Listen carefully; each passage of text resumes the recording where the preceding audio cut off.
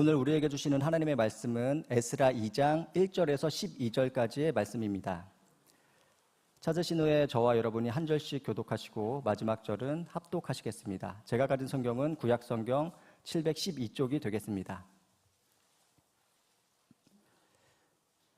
제가 먼저 봉독하겠습니다. 옛적에 바벨론 왕 느부갓네살에게 사로잡혀 바벨론으로 갔던 자들의 자손들 중에서 노임을 받고 예루살렘과 유다도로 돌아와 각기 각자의 성읍으로 돌아간 자 곧 스룹바벨과 예수아와 느헤미야와 스라야와 르엘라야와 모르드게와 빌산과 미스발과 비그웨와 르훔과 바하나 등과 함께 나온 이스라엘 백성의 명수가 이러하니 바로스 자손이 2172명이요 스바데아 자손이 372명이요 아라 자손이 775명이요 바앗 모압 자손이 예수아와 요압 자손이 2812명이요 엘람 자손이 1254명이요 삿두 자손이 945명이요 삭게 자손이 760명이요 바니 자손이 642명이요 부베 자손이 623명이요 아스가 자손이 자손이 1222명이요 아멘. 아멘. 시편 137편 1절로 3절을 한번 읽도록 하겠습니다. 137편 1절로 3절은 어제 새벽에 말씀을 드린 대로 이스라엘 백성들이 70년 동안 바벨론의 포로로 붙잡혀 있으면서 그들이 바벨론의 여러 강가에서 수금을 버드나무에 걸어놓고 울며 기도하며 언젠가 돌아가야 한다라고 하는 아비 세대들의 눈물이 절여있는 하나님의 말씀이고 끝내는 그 가운데서도 바벨론 사람들이 이 노예들에게 너희 나라 노래 한번 불러봐, 너희 나라 노래 한 곡 불러봐 라고 하는 그 바벨론 사람들의 조롱과 비웃음, 멸시를 그들은 기억하면서 고토 하나님의 땅 이스라엘을 고향을 회복을 믿음을 성전을 생각하며 불렀던 그 때의 일들을 노래한 것입니다. 1절로 3절을 천천히 한번 우리가 함께 읽도록 하겠습니다. 함께 하실까요? 우리가 바벨론의 여러 강변 거기에 앉아서 시온을 기억하며 울었도다. 그 중에 버드나무에 우리가 우리의 수금을 걸었나니 이는 우리를 사로잡은 자가 거기서 우리에게 노래를 청하며 우리를 황폐하게 한 자가 기쁨을 청하고 자기들을 위하여 시온의 노래 중 하나를 노래하라 함이로다. 우리는 어느 민족보다도 이 슬픔이 얼마나 컸다는 것을 역사를 통해 알 수가 있고 또 여기 연세되신 우리 귀한 권사님들은 삶을 통해 일제의 강점기 가운데도 이 고통이 얼마나 컸다는 것을 우리는 가히 경험해 보지는 못했지만 우리는 이 고통을 잘 아는 민족이라고 우리는 생각을 합니다. 이런 가운데서 이제 고레스의 칙령에 의해서 이스라엘 백성들이 노임을 당하게 되었을 때 그 많은 사람들은 대부분 다 죽었어요. 바벨론 땅에서 대부분 다 죽었고 소수의 어릴 때 아주 젊을 때 끌려왔던 몇 사람은 아직도 그때의 성전을 기억하고 예배를 기억하고 그리고 그 땅을 기억하는 시온을 기억하는 그 가운데서 아버지가 할아버지가 불렀던 그 노래를 그 찬양을 기억하면서 바벨론 여러 강가에 그들은 울면서 수금을 버드나무에 걸어놓고 그들은 눈물로 기도한 내용을 말씀하고 있죠. 더 불행한 것은 그들이 바로 이 우리의 고통과 슬픔이 있는데도 우리에게 기쁨을 요구하고 그리고 웃으라고 말하고 너희 나라 노래 하나 더 불러봐 라고 주인된 바벨론의 사람들이 이스라엘 노예들을 그 노래를 시켰다고 하는 여러분 이 일들은 우리가 당한 역사의 수치를 생각하게 하는 한 대목이 아닐 수가 없는 것입니다. 보면 여러분 하나님께서 우리에게 주신 이 자유가 하나님께서 우리에게 주신 이 믿음이 얼마나 소중하고 우리가 누리고 있는 이 삶이 얼마나 복되다고 하는 것을 우리는 많은 것들을 잃어버릴 이후에야 깨닫게 되는 것입니다. 불과 여러분 100년도 되지 않은 이 짧은 80년, 70년밖에 되지 않는 6.25 전쟁 가운데도 이 전쟁의 그 아픔, 참상을 잊어버리고, 그리고 여러분 우리 부모들 세대들이 당했던 그 전쟁의 아픔과 여러분 그 힘든 시간들은 온전히 우리 젊은 세대들은 기억조차 하기 싫어하는 이런 시대를 우리는 살고 있는 것입니다. 역사를 잃어버린 민족에게는 미래가 없는 것입니다. 또다시 그 역사는 반복된다는 것이 돌려안전 거울, 역사의 교훈인 것이죠. 여러분, 이 나라가 지금 굉장히 어려워서 하나님은 저와 여러분들을 지금 이 나라의 이 부요, 이 나라의 여러분 우리의 이 축복을 잊지 말고 다음 세대에게 물려줘라. 위기가 오고 환란이 오고 시련이 온다고 하는 하나님의 그 놀라운 사인과 메시지 가운데 37 기도 용사 이름으로 작년 8월 15일 우리는 하나님 앞에 그렇게 순종하기로 결단을 했습니다. 그러고 보니까 여러분 이렇게 탄핵 정국이 일어나고 여러분 이렇게 이 온 나라가 불바다가 되어가는 이 어려운 지경에서 왜 하나님이 우리를 긴급하게 불렀는가? 왜 하나님이 6개월 전에 우리를 그렇게 하나님의 기도의 사람으로 세웠는가 하는 것을 우리는 이제 우리는 알게 되는 것입니다. 많은 걸 잃어버리고 가고 있는 이때에서 우리는 하나님이 우리에게 주셨던 그 자유와 번영, 그리고 우리의 삶의 환경과 은혜가 얼마나 큰 선물이었고 우리가 받을 수 있는 은혜였는가 하는 것을 깨닫게 되는 것이죠. 지금이라도 우리는 하나님께 감사하며, 지금이라도 우리는 하나님만을 의지하며, 지금이라도 우리는 하나님의 나라와 주의 영광만을 위해 살아가기를 결단하는 남은 자의 삶을 살아내는 우리가 되어야 될 줄로 믿습니다. 어제 저는 참 가슴 아픈 얘기를 듣고 정말 긴 시간 밤을 새웠어요. 여러분 아마 뉴스에도 봤지만 지금 의성에서 온 그 산불이 여러분 안동으로 그리고 청송으로 영덕으로 와서 모든 산들을 다, 거기는 아시는 것은 태백산맥 줄기거든요. 태백산맥은 산이 어마어마하게 높아요. 나라의 그 태백산인 이 나라의 산림 자원의 보고기도 하지만 여러분 산 높아서 산에 갈 수가 없는 거예요. 그런데 거기에 그 땅을 70km가 넘는 땅을 직선거리로 70km예요. 우리가 차를 타고 간다면 90km가 넘는 그 거리를 고속도로가 뚫혀도 90km가 넘는 그 땅들을 한순간에 여러분 그걸 다 삼켰었어요. 그런데 어제 제게 전화를 한 분은 여러분 아마 뉴스에도 보셨지만 영덕의 실버타운이라고 하는 요양병원에 불길이 다가오니까 요양원 본고에다가 어르신네들을 6명을 태우고 그리고 우리 제가 사는 바로 옆집에 서울에서 있다가 시골로 내려온 저희의 동생의 아내가 있습니다. 그러니까 그 동생의 이름은 동명이라고 하는 동생인데 어릴 때 서울로 올라왔어요. 그래서 서울에서 생활하다가 아내와 더불어서 이제 고향에 내려와서 산다고 우리 옆집 우리 집과 붙어 있어요. 그러니까 서울에서 내려오다 보니까 뭐 서울에 오니까 공기만 마시고 사는 거, 좋은 산과 바다만 보고 사는 건 아니니까 뭘 좀 해서 봉사를 해야 되겠다 해서 복지사 자격증을 따서 늦게 공부를 해서 그래서 요양병원에 가서 봉사를 하고 있는 거예요. 그 불이 나니까 그 할아버지 할머니들을 메시고 요양 그 실버타운에 본거에 태우고 이제 불길을 펴는데 딱 나와 보니까 불이 벌써 돌아와가지고 돌아와서 불길이 앞을 막고 있는 거예요. 그런데 이 불길을 여자의 몸으로 운전해 가야 하는데 옆에 그 중년 남자가 한 명이 또 타고 있었지만 그 도와주는 하루하루 이렇게 도와주는 사람이 타고 있었지만 운전은 이제 이 서울 세대기가 하는 거예요. 그래서 나와 어르신들하고 불과 몇 발짝 왔는데 양쪽에 불이 도로를 덮어 있는 거예요.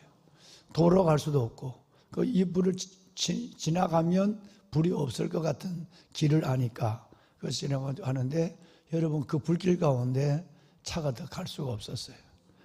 그랬는데 그 차가 푹 한쪽으로 여러분 쓰러졌어요. 그래서 빨리 내려서 할머니 하고 이 옆에 있는 신사분하고 이제 한 분 한 분씩 할머니를 내려서 이 하수도 이 논두렁 밑으로 할머니를 대피시켜서 뭐 덮어서 불길을 피하는 수밖에 없으니까 할머니 한 분을 겨우 못 움직이니까 두 분이 내려서 논두렁에서 옷을 덮어놓고 이제 또다시 본거에 있는 세 분을 구하러 가는 가운데서 본인도 화상을 입었지만 구하러 가는 것 같아서 봉고버스가 폭발을 해버렸어요. 그래서 눈앞에서 세 명의 할머니가 돌아가신 거예요. 그래서 저희 집에 그러니까 여러분 이 정말 서울 세대기가 자기가 운전을 했고 그래서 자기가 책임이 자기에게 있다고 생각하는 거예요. 돌아갈 수도 앞으로 갈 수도 없는데 본인이 앞으로 갔다는 결심을 내린 것이 자기가 잘못이다. 그 2차선 도로도 어떻게 하든지 돌아가야 다른 길로 가야 되지 않냐 그러는데 거기는 너무 극박하니까 그대로 달려서 이 불길을 지나가자라고 하다가 일어난 일이에요.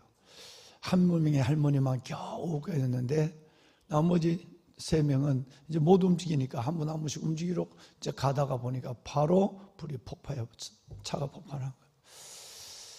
집에서 도무지 잠을 잘 수 없어서 저희 집에서 우리 형수 두 내외와 더불어서 있으면서 대성통곡을 하고 잠을 못 자고 우리가 의학적으로 보면 여러분 외상 트라우마죠. 외상 트라우마에 그것을 그 눈앞에서 할머니들의 그 죽음을 다 보고 본인도 그렇게 다 뭐 다치고 이러니까 이제는 본인은 그래도 일단 살았으니까 그것 때문에 어제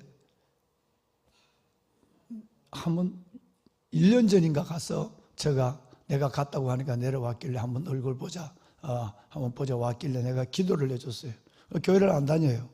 교회를 다니라고 그러고 1년 전부터 교회를 다녔어요. 1년 전부터 이제 시골 교회를 다녔는데 너무너무 가슴이 아프니까 생각이 났는가 봐요. 그래서 어제 밤에 전화를 했는데 긴 몇 시간 동안에 전화해서 뭐 너무 그 마음의 가책 때문에 내가 운전을 했다는 것 때문에 운전을 했다는 것 때문에 누구라도 뭐 그런 일이랑 그 이상의 일이 일어날 수 있었는데 그것 때문에 잠을 못 자는 게 아니라 통곡을 하며 뭐 정신을 잃어버린 가운데 있어요. 그래서 정말 제가 어제 기도를 하면서도 너무 마음이 아팠어요. 너무 마음이 아픈 거예요. 여러분 이런 일들이 거기만 있겠습니까? 여러분 정말 20명이 훨씬 넘는 분들이 다 아픈 상처를 가지고 돌아가고 마을 이장님은 마을에 있는 할아버지 할머니를 매시러 갔다가 이장 내외가 길에서 그대로 불에 타 죽고 여러분 이런 일들을 우리 눈으로 보는 거예요. 정말 하나님이 우리가 이 나라의 문제도 그렇지만 이번 산불의 문제도 두고 우리가 더 철저히 하나님께 회개해야 되지 않을까. 우리가 하나님 앞에 너희가 내 얼굴을 찾으며 스스로 회개하면 하나님 앞에 우리가 좀 더 형식적인 회개가 아니라 하나님 앞에 깊은 회개가 이 땅의 고통을, 이 땅의 신음을, 이 역사의 아픔을 안고 하나님 이것이 느헤미야가 기도하고 예레미야가 기도한 것처럼 동일시 원리, 우리의 조상들의 죄와 나의 죄를 동일시하며 우리 아비의 죄와 나의 죄를 동일시하며 우리가 하나님 앞에 그리고 우리가 바로 하나님 앞에 믿는 우리가 바로 살지 못한 거 믿기만 하지만 살아내는 것은 듣는 것과 믿음이 결부되지 않는 이런 삶을 살아가는 우리의 경건의 모양만 있는 우리의 이 모습들에 대해서 철저하게 우리는 회개할 것이 없는가를 돌아보고 이 어려운 때에 나라와 민족을 위해 기도할 뿐 아니라 우리 스스로를 하나님 앞에 먼저 내어놓고 이웃의 아픔도 헤아리고 민족의 역사에 지금 이 어려운 현실도 우리는 가슴에 안고 기도하고 나가야 될 줄로 믿습니다. 보배로운 여러분, 바벨론에 있던 이 사람들이 64절 말씀에 보면 전체 돌아온 사람이 42,360명 이렇게 하고 하나님께서 10단위까지 하나님은 말씀하고 있어요. 여러분, 이것이 돌아왔다라고 하는 이 2장이 어제 2절에서도 보셨지만 11명의 리더의 이름과 각 마을에 여러분 각 그 족속의 리더와 백성들, 그리고 제사장과 레위 사람들, 그리고 느다딤 후손들과 솔로몬의 자손들, 뭐 이렇게 좀 여기서부터 연결돼서 쭉 나와서 그 다음에 족보를 알 수 없는 사람들, 그 다음에 그들이 가지고 온 물건들, 뭐 이런 것들이 다 기록하고 있어요. 이게 왜 중요하냐? 여러분, 우리는 이렇게 이 믿음으로 살아야 된다는 하나님의 메시지가 중요하기 때문에 그렇습니다. 어제 말씀을 드렸지만 정말 우리는 우리의 안일과 우리의 자신의 평안함에 자신을 멈춰 세우는 이 일들이 익숙한 사람들이에요. 어떤 면에서 보면 그걸 위해서 살아가요. 어떤 면에서 보면 그걸 위해서 하나님을 찾아요. 내가 남을 섬기고 주님의 뜻을 위해서 헌신하고 희생하보다도 어떻게 하면 내가 편하게 예수를 믿을까? 아니, 내가 편하게 살아갈 수 있도록 하나님의 도움을 오히려 구할까? 여러분, 이렇게 지금 살고 있는 우리 모습은 주님이 부르심의 모습과는 아주 다른 삶을 살고 있기 때문에 주님이 내게 도와줄 수도 나타날 수도 또 주님이 하나님이 나를 통해 일하실 수도 없는 상황을 내가 만들어가는 거예요.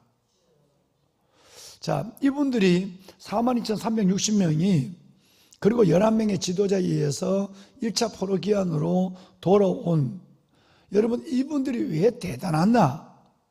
이분들이 왜 어려운 길을 택했느냐? 이것이 왜 하나님을 믿는 사람의 걸음이고 삶의 부분에 우리가 본받아야 하느냐라는 부분은 세 가지, 또 한 가지 하면 크게는 세 가지, 그 다음에 한 가지를 네 가지 때문에 이들은 위대한 것을 하나님이 말씀하고 있는 거예요. 어제 첫째를 얘기했어요. 첫째는 그들은 가지고 있는 재산이었어요. 정말 북한에서 내려온 분들이 해방촌을 이루고 이태원에서, 부산에서 정말 잘 살아요. 이 땅에 있는 사람보다 훨씬 잘 살아요. 고생한 사람들이니까. 그러니까 고생을 무서워하지 않으니까 돈을 벌죠. 근데 그들이 어느 날 갑자기 북한으로 가야 되는데 이게 다 나눠놓고 북한으로 가라. 여러분, 불과 위에 있어도 50km 위로 가는 것도 어려워요.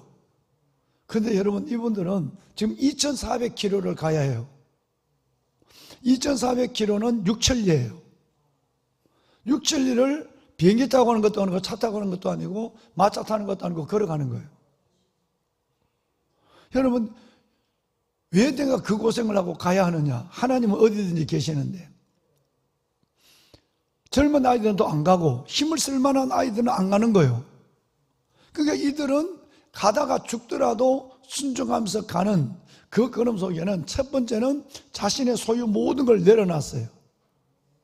여기서 벌었던 모든 거, 땅을 지고 갈 수는 없잖아요. 집을 이고 갈 수는 없잖아요. 돈을 안고 갈 수 없어요. 지금처럼 환전이 안 돼요. 그러니까 모든 걸 두고 그냥 가는 거예요. 먹을 것만 가지고. 그러니까 여러분, 이분들을 그냥 보면 안 돼요. 이제 이것은 성경 전체를 흐르는 맥으로 나중에 히브리서까지 제가 말씀을 드릴 텐데, 두 번째 문제는 뭐냐면 여러분, 가족의 이별이에요. 똑같이 가족들이 다 가자 그러면 3대가 가면 되는데 할아버지 할머니만 가자고 그러고 나머지 아들하고 손자들 안 가려고 그래. 여러분, 할아버지는 아들이 안 가면 못 걸어요. 연로한 분은 나이 80이 70이 어떻게 걸어가겠어요? 그러니까 여러분, 할아버지는 죽어도 나는 가다 죽겠다, 고향을 보면서 죽겠다 이렇게 하고, 나는 분들은 안 가는 거예요. 아이들은 가족이 이별을 해야 돼요. 가족 중에는 벌써 바벨론과 페르시아의 사람들과 더불어서 여러분 피가 섞인 사람들도 있어요. 그들은 더더욱 안 가려고 그러는 거죠. 가족과 이별을 하며 떠나왔던 사람들이니까 여러분 60명 단위까지 하나님은 기억하고 있는 거예요. 이게 하나님 앞에 이렇게 예수 믿는 건 이렇게 믿는 거다. 이게 바로 순교다. 이게 바로 좁은 문이다. 이게 바로 순종이다 라고 하는 걸 말하고 있는 거예요. 여러분, 세 번째는 육신의 고생이에요. 가다가 거의 죽어요. 많은 사람이 죽었어요. 70년 전에 오면서 죽은, 70년 전에 그들이 끌려오면서 죽은 이야기를 생생하게 듣고 있거든요. 근데 지금은 달라진 게 없어요. 고속도로가 놓인 것도 아니고, 운물이 중간중간 운물을 파는 것도 아니고, 육신의 고통 속에서 먼 2400km를 걸어가야만 해요. 여러분, 거기에는 몇 마리의 가축을 싣고 와요. 가축을 가져와요. 이 긴 행정은 참으로 어마어마해요. 애굽에서 팔레스타인 오는 것은 여기에 비하면 여러분 5분의 1도 안 돼요. 애굽에서 팔레스타인 오는 거, 다시 말하면 야곱의 일가 70명이 여러분 애굽으로 내려오는 여러분 이 길보다도 무려 5배나 더 긴 길을 걸어가는 거예요. 이 길을 걸어간다는 것은 죽음을 생각해야만 돼요. 마지막 네 번째는 여기 한 가지가 더 있어요. 이 세 가지. 물질을 포기해야 된다. 가족과 이별해야 된다. 긴 노정에서 생사를 가름해야 된다라는 부분인데, 또 한 가지가 뭐냐 하면 고레스가 우리를 보낼 때 제일 먼저 한 것은 성전을 지으라고 그랬어요. 그러면 성전을 짓는데 짓는 자재가 준비되어 있거나 이건 아니에요. 성전에 들어있는 기명만을 여러분 고레스가 보내겠다는 거예요. 성전을 짓는 일을 먼저 해야 되고, 두 번째는 자기의 거처를 지어야 돼요. 누가 집을 놔놓고 와서 여러분 40명도 아니고 4,000명도 아니고 와서 살아나는 사람이 없어요. 전부 다 길바닥에서 집을 짓고, 그리고 나중에는 집을 마무리에 지어 가야만 해요. 누구의 도우심도 없이 말이죠. 4만 명이라는 어마어마한 숫자가. 그러면 왜 성전이 짓다가 중단됐는가? 16년 동안. 고레스 7년 이후에는 18년, 성전을 시작하고는 16년. 이 동안에 왜 이들이 중단했는가? 여러분 4만 명이 밀려들어와서 성전을 짓겠다고 그러니까 옆에 있는 사람들이 우리도 같이 짓자고 그러니까 아니야. 하나님이 우리 보고 지으라고 그랬어. 순종하고 떠났던 사람은 고통에서 다시 돌아왔고, 그나마 남아있던 사람은 그럭저럭, 불순종한 사람은 그 땅에 권세를 가지고 사는 거예요. 이제 이 땅의 주인은 누구냐 하면 불순종한 사람들의 주인이요, 바벨론에 안 간 사람들, 남아있는 사람들의 주인이에요. 주님은 예레미야를 통해서 그들은 항복하고 가라고 그랬거든요. 그런데 여러분, 이제 이들이 모든 걸 방해합니다. 성전을 짓는데 방해해서 16년을 중단했고요, 느헤미야의 성벽을 짓는데 방해를 해서 낮에는 일, 밤에는 보초를 쏘고, 한 손에는 여러분 연장, 한쪽에는 무기를 들고 해서 겨우 52일 만에 필령을 했어요. 가장 무서운 사람은 바로 우리 같은 동족이었어요. 이런 환경에서 집을 주겠습니까? 물을 주겠습니까? 여러분, 이런 가운데서 이들은 돌아왔어요. 그래서 하나님은 제일 먼저 두 사람의 이름을 기억해놔요. 2절에 보면 스룹바벨과 예수아. 스룹바벨은 하나님이 임명한 총독이에요. 여러분, 총독이에요. 예수아 리더예요. 여러분, 총독과 제사장이, 여러분 이들이 중심이 되어서 11명이 기치를 들고 앞장을 섰어요. 그리고 42,360명이 내려온 거예요. 하는 게 순종이었어요. 여러분, 이게 순종입니다. 그럼에도 불구하고 이 세 가지 플러스 한 가지, 이 네 가지도 비록하고 그들은 고토로 내려왔어요. 지금 이스라엘 민족의 선민은 바로 그들의 후손이에요. 이제 1차, 2차, 3차 포로기한이 이루어지는데 1차, 3차는 그다지 많지 않아요. 여러분, 놀아와서 그들이 다시 민족을 철저하게 회개하고 철저하게 회복하고 다시 그들은 그 땅을 회복하기 시작하는 거예요. 나라 잃어버린 2000년의 역사를 보내면서 말이죠. 보배는 여러분, 선민은 그냥 선민이 되는 게 아니에요. 근데 놀라운 것이 있습니다. 훗날 이들에게 하나님은 약속을 했어요. 스가랴서 8장 12절이 이것을 말합니다. 볼까요? 네, 스가랴서 8장 12절 함께 봅시다. 함께 방송실 함께 읽을까요? 곧 평강의 씨앗을 얻을 것이라. 포도나무가 열매를 맺으며 땅이 산물을 내어 하늘은 이슬을 내리니 내가 이 남은 백성으로 이 모든 것을 누리게 하리라. 아멘. 여러분, 이 말씀을 믿으시면 아멘 합시다.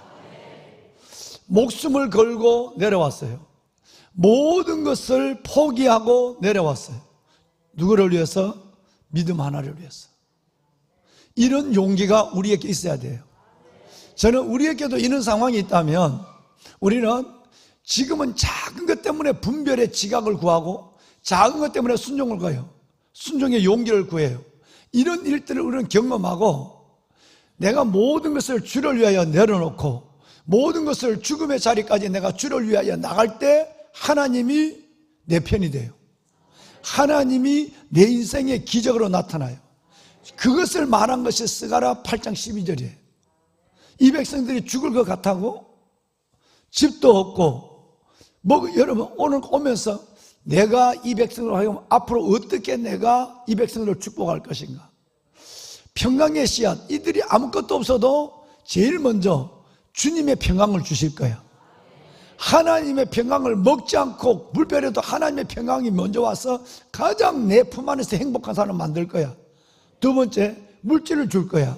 포도나무의 열매를 맺으며 땅이 산물을 내어서 그들의 수고에 헌신에 보답하게 하고 하늘은 이슬을 내려줄 거야. 내가 이 백성, 남은 백성으로 하여금 이 모든 것을 누리게 하리라. 하나님은 정확하십니다. 여러분, 그걸 해본 사람만 알아요. 진짜 내가 주를 위해서 그렇게 살아본 사람만 알아요. 내가 어떻게 하면 넓은 문으로 돌아갈까, 좁은 문을 피해갈까 하는 궁리라는 사람은 죽을 때까지 이 하나님이 주신 진정한 하나님의 평강을, 그리고 하나님이 주시는 포도의 산물과 여러분 땅의 소산과 하늘의 이슬과 남은 자의 축복을 죽을 때까지 못 경험해요. 맨날 내가 모은 돈 그거만 갖고 살다가 자식에 물려주고 죽고 끝나는 거예요. 하나님이 주는 드라마, 역전의 드라마, 하나님이 주신 기적의 역사, 여호와의 인자심과 우리 인생에 행하는 기적으로 말미암아 하나님을 찬송할지로다. 이런 노래는 내 입에서 한 번도 못 불러요. 왜? 내가 주를 위해서 희생한 것이 아무것도 없으니까. 내가 주를 위해서 내놓은 것이 아무것도 없으니까. 하나님은 줄 수가 없죠. 주면 큰일 나죠. 여러분, 이 이야기는 다르게 연결됩니다. 어디로 연결될까요? 훨씬 더 그 전의 역사로 올라갑니다. 왜 그들이 그랬을까라는 걸 봐야 해요. 그러면 이들은 바볼까? 우리처럼 잔머리를 굴리지 않고 우리처럼 계산 속에 놀지 아니하고 어려울 때는 피하고 어려운 건 남 시키고 쉬운 것은 내가 해서 얼굴 내고 내가 하나님 맨날 내가 편하게 해달라고만 기도하는 이런 사치스러운 믿음에 우리처럼 되지 않는 이유가 어디 있을까요? 그들의 믿음의 조상이 그랬기 때문에. 누구? 아브라함이에요. 아브라함이 그랬단 말이에요. 히브리서 여러분 11장 볼까요? 이것을 하나님은 기억해놔요. 8장을 보세요. 8절 함께요. 믿음으로 아브라함은 부르심을 받을 때에 순종하여 장래의 유업으로 받을 땅에 나아갈 때 갈 바를 알지 못하고 나아갔으며. 아브라함이 어디서 왔어요? 2000km를 걸어왔거든요. 우르에서 왔거든요. 우르에서 하나님이 부를 때 아브라함은 이건 아닌데. 여러분, 아브라함이 늙은 아버지를 메시고 가라 할 때 창세기 12장의 사건은 갈 바를 여러분 복의 근원과 통로로 부르실 때 하나님은 반드시 내가 너희 복 주마. 스가랴서 8장 12절에 복을 준다고 약속했는데 그 약속을 믿고 떠났어요. 근데 히브리서 기자는 이게 얼마나 위대한 순종인지를 이렇게 기억한 거예요. 부르심을 받을 때 뭐하여? 순종하여. 장래에 갈 바를 알지 못 유업으로 땅으로 들어갈 때 하나님의 자신 유업의 땅을 줄 때에 어디를 가야 될지 모르면서 좌표도 없고 내비게이션도 없는데 하나님의 인도하심을 받으면서 그냥 나갔다는 거예요. 우리 조상이 그랬으니 우리도 우리 70년의 조상도 그렇게 여기에 끌려왔고 우리도 그렇게 가야 해. 그래서 여러분과 저의 믿음은 진짜 중요한 거예요. 우리 가문에 순교자가 있으면 내가 순교하기 쉬워요. 우리 가문에 목숨을 버린 순교자가 있으면 순교자의 자손은 그렇게 사는 거예요. 여러분, 아브라함이 그랬으니까 이들은 그 믿음의 조상 아브라함대로 갈 바를 알지 못하고 가고 하나님이 장래 유업을 얻을 스가랴 8장 12절의 말씀을 붙잡고 그들은 가고 창세기 12장 1절에서 4절의 말씀을 보고 가고 가는 거예요. 하나님은 반드시 우리를 갚아주세요. 이 땅이 안 갚아주면 천국에서 갚아주는 거예요. 그걸 믿고 가는 거예요. 진짜 중요한 건요, 스데반 집사님이 이 설교를 하고 순교해요. 사도행전 7장에 보면 2절 한번 볼까요? 이렇게 7장 2절은 이렇게 되어 있어요. 함께 읽어봐요. 스데반이 이르되 여러분 부형들이여 들으소서. 우리 조상 아브라함이 하란에 있기 전에 메소포타미아에 있을 때 영광의 하나님이 그에게 보여.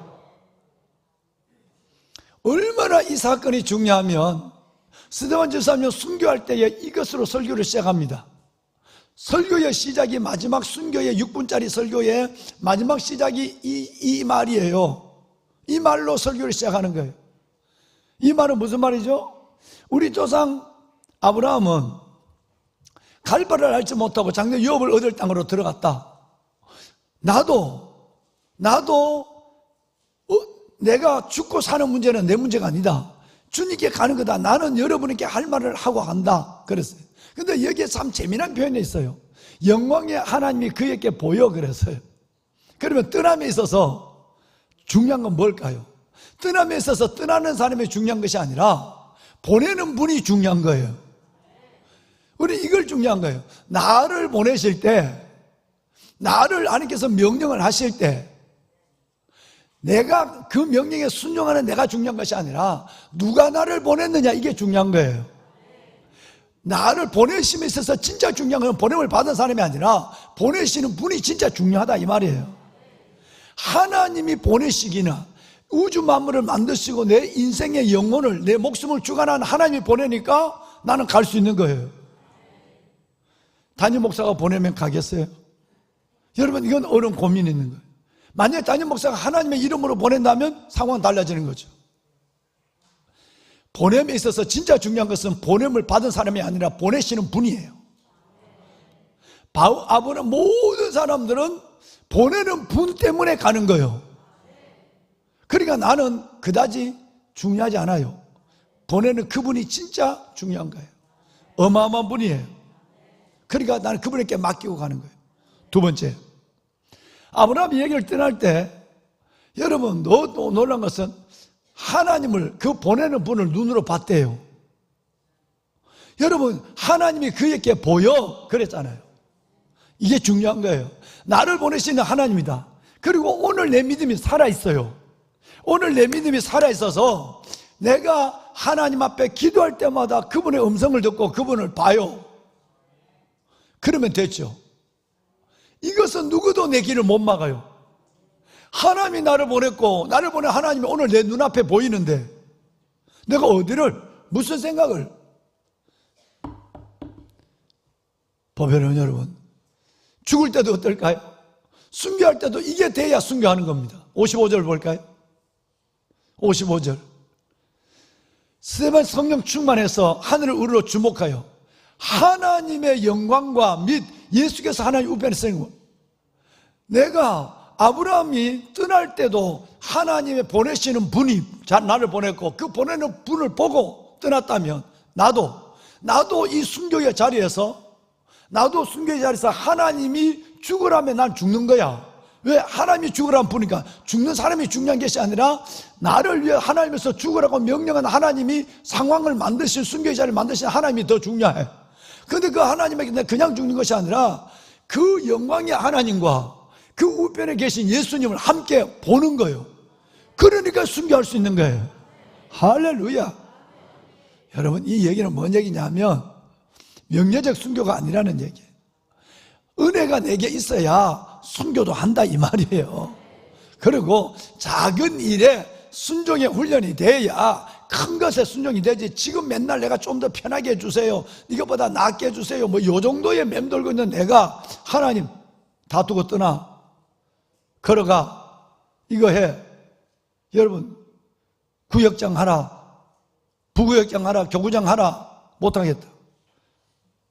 여러분, 그 정도도 하나님 앞에 내가 내 사연을 못 내려놓는데 어떻게 여러분 하나님 앞에 이거 여러분 이게 어떻게 입으로 아멘 되지만 여러분 어떻게 아멘의 삶을 살 수 있겠어요?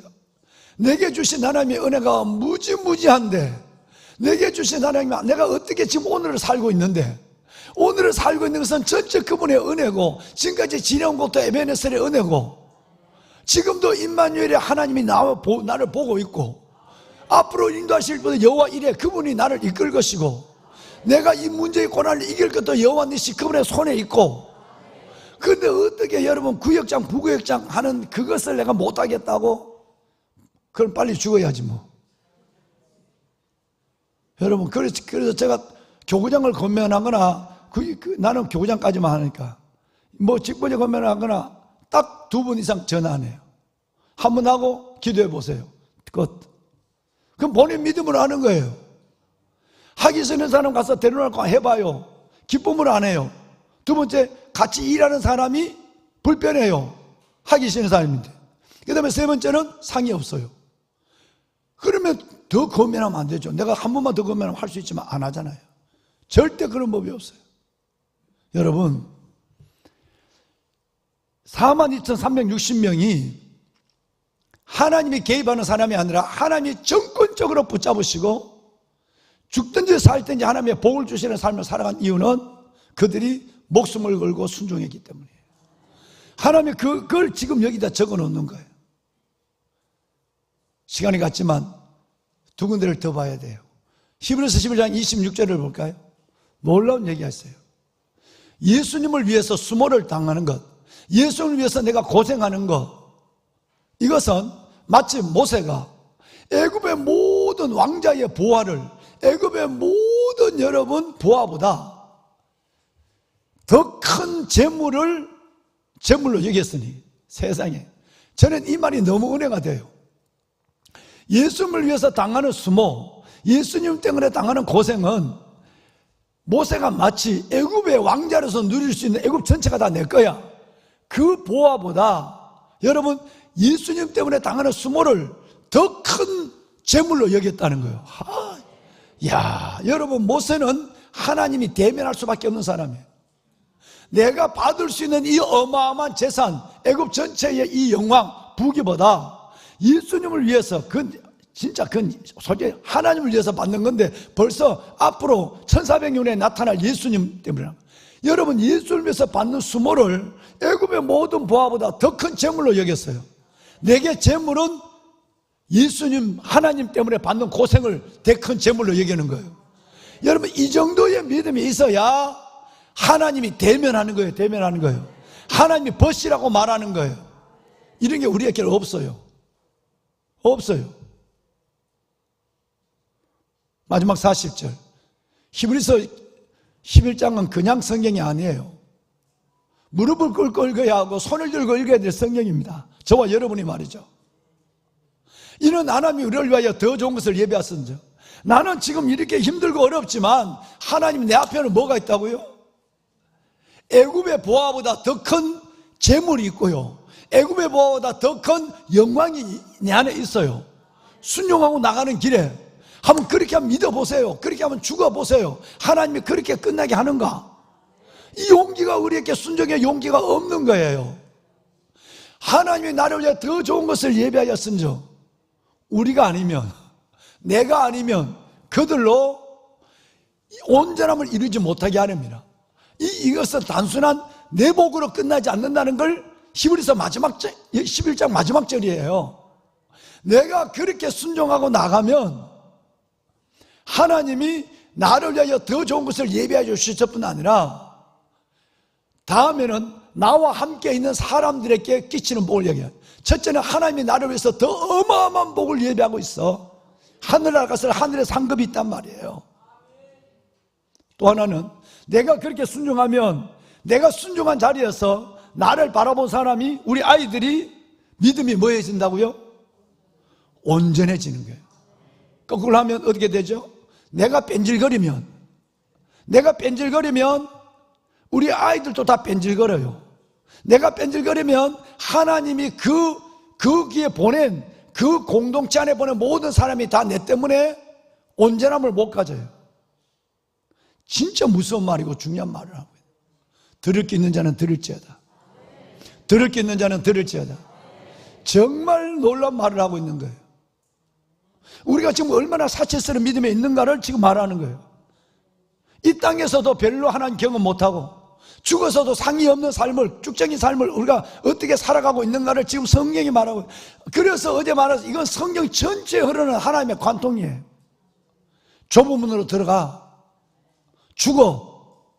그러면 내가 너희에게 애굽의 보화, 너가 살아서 누릴 것보다 내가 더 큰 걸 예비하고 있어. 그 고난과 수모가 그거 비교할 수 없는 그 축복이야. 내가 너를 위해서 예비한 건 넌 보지도 듣지도 못한 거야. 그리고 너가 그렇게 가면 너와 너의 모든 주위에 있는 사람들이 너 때문에 온전한 믿음으로 선한 역사가 일어나는 거예요. 고로새서 1장 28절을 누구를 시킬까?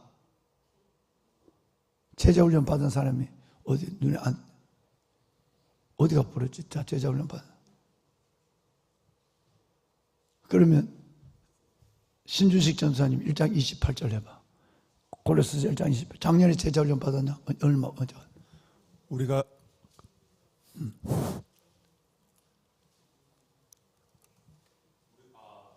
우리가 그를 전파해 각 사람을 권하고 모든 지혜로 각 사람을 가르침은 각 사람을 그리스도 안에서 완전자로 세우려 함이니. 네, 됐어요. 자, 우리 신전사님 정말 잘했어요. 이 정도는 돼야 돼요. 우리가 그를 전파하여 각 사람을 전파하여 각 사람을 구원하고 모든 지혜로 각 사람을 가르침은 각 사람을 그리스도 안에서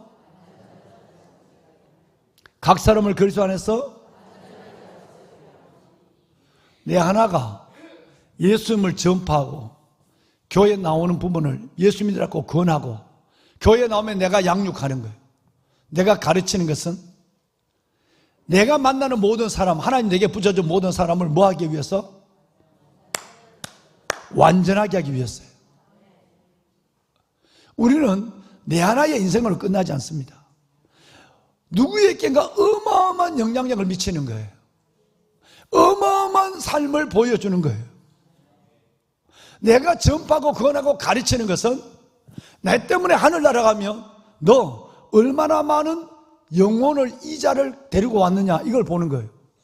하나님이 너 누구에게 전파했냐, 누구를 구원했냐, 누구를 가르쳤냐. 그래서 그 사람 때문에 너가 이렇게 그 사람이 너 때문에 완전한 사람이 되었어.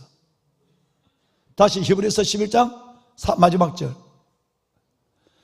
하나님이 나를 위하여 우리를 위하여 더 좋은 것을 예비하셨은즉 우리로 하여금 그들로, 여러분 우리로 하여금 내와 함께 있는 사람들, 내가 그렇게 살아가면 그들로 하여금 뭐하게?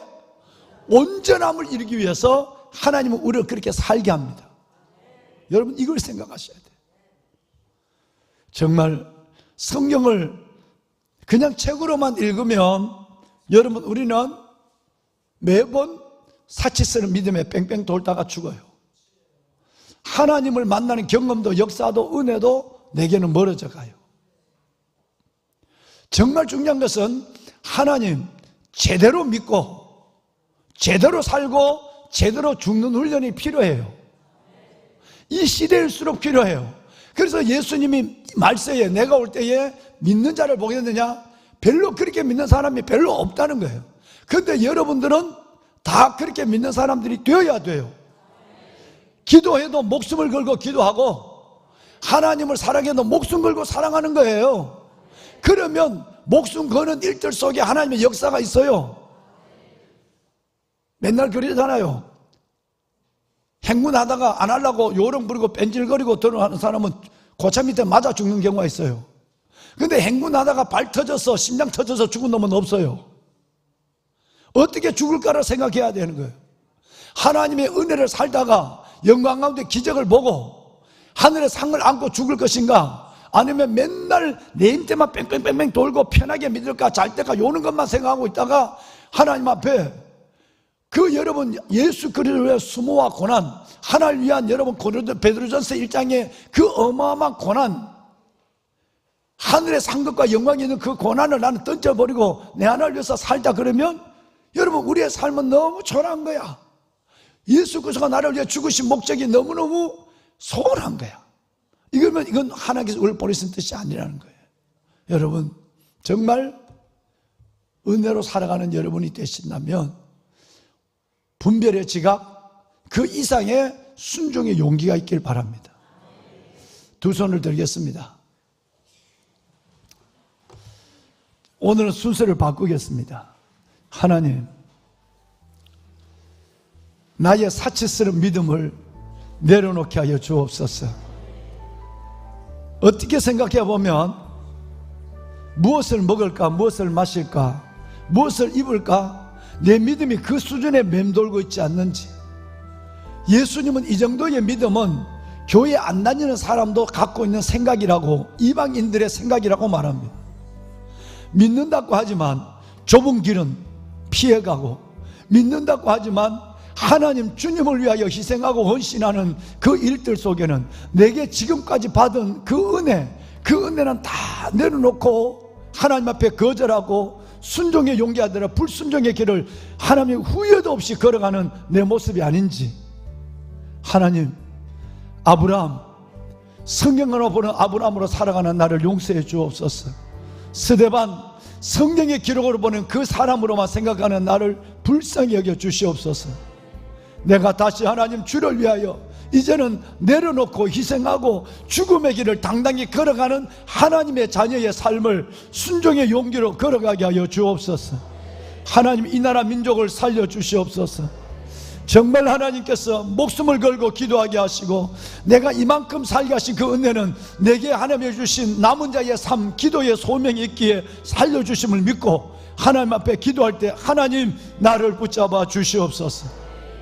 하나님, 정말 순종의 용기가 내 안에, 순종의 용기가 내 안에 살아나게 하여 주옵소서.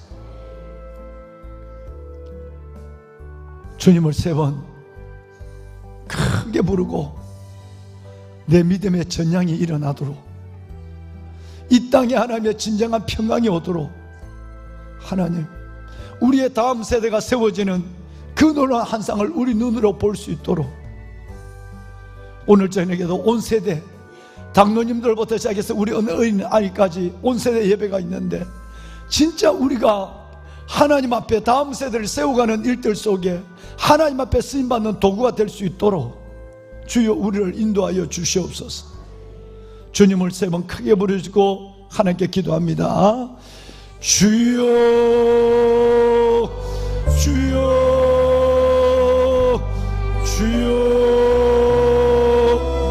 살아계신 아버지, 아버지 은혜와 주의 놀라운 사랑을 감사합니다.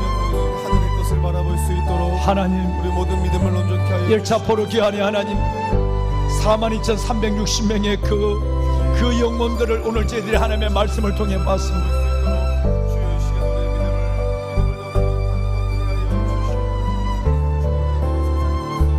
그들의 조상 아브라함처럼, 우리의 믿음의 조상 아브라함처럼 장래 유업으로 얻을 땅을 얻기 위하여 하나님이 우리에게 주실 하나님의 장래의 유업, 그리고 죽고 떠나서 영원한 천국의 상을 얻기 위하여 갈 바를 알지 못하고 가는 그 희생의 결단을, 순종의 용기를 우리가 갖게 하여 주옵소서.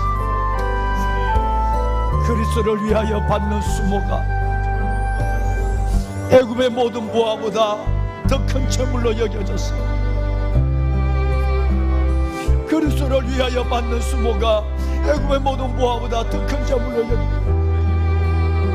그 길을 순종하여 걸어간 모세처럼 하나님, 우리에게도 하나님 그 믿음을 갖게 하여 주옵소서.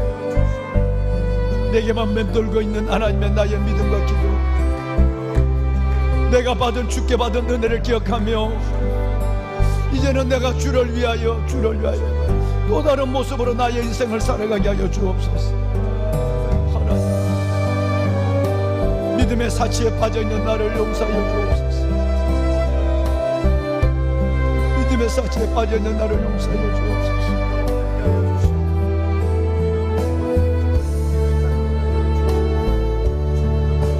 사랑의 아버지 하나님,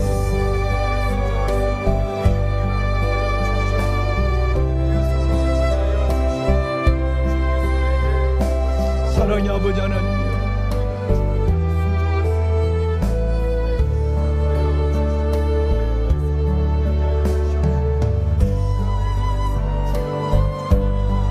아버지의 걸어간 백성들을 기억하여 주시고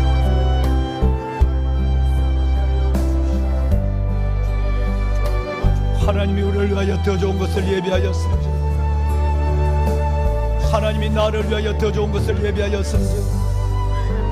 내가 아니면 그들로 온전함을 이루지 못하게 하라고.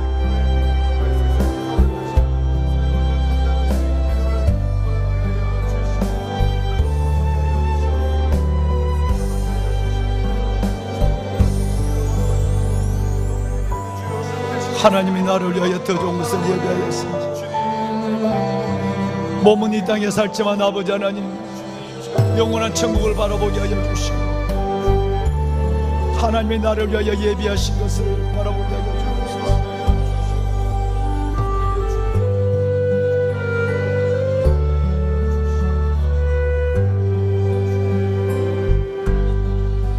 분별의 지각을 주시고 순종의 용기를 갖게 하여 주옵소서. 분별의 지각을 주시고 순종의 용기를 갖게 하여 주옵소서. 하나님이 우리를 위하여 더 좋은 것을 예비하였습니다. 우리가 아니면 그들로 온전함을 얻지 못하게 하나님,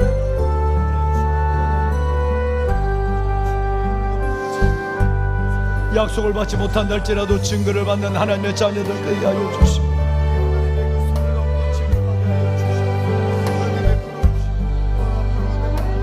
오 살아계신 아버지,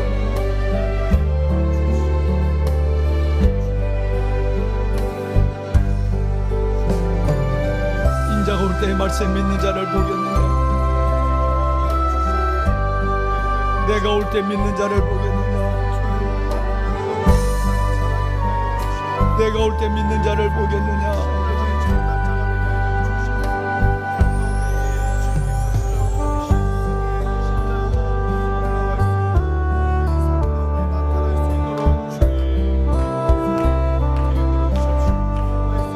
살아계신 아버지 하나님,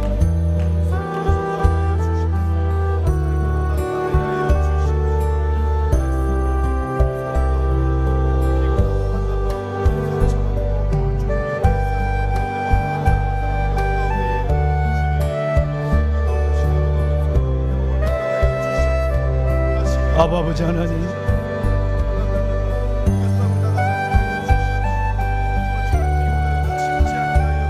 이 나라 민족을 하나님께서 불쌍히 여기시옵소서. 하나님이여 우리의 모든 죄를 용서하시고 들음이 믿음과 결부되지 아니하는, 듣는 것이 믿음과 결부되지 않는 삶을 자연스럽게 살아가는 우리의 민족을 용서하시고 우리 부모와 열조의 죄를 용서하여 주옵시며 아버지 이 땅을 고쳐주소서. 아버지 이 땅을 고쳐주소서. 아버지 하나님 이 땅을 고쳐주시옵소서.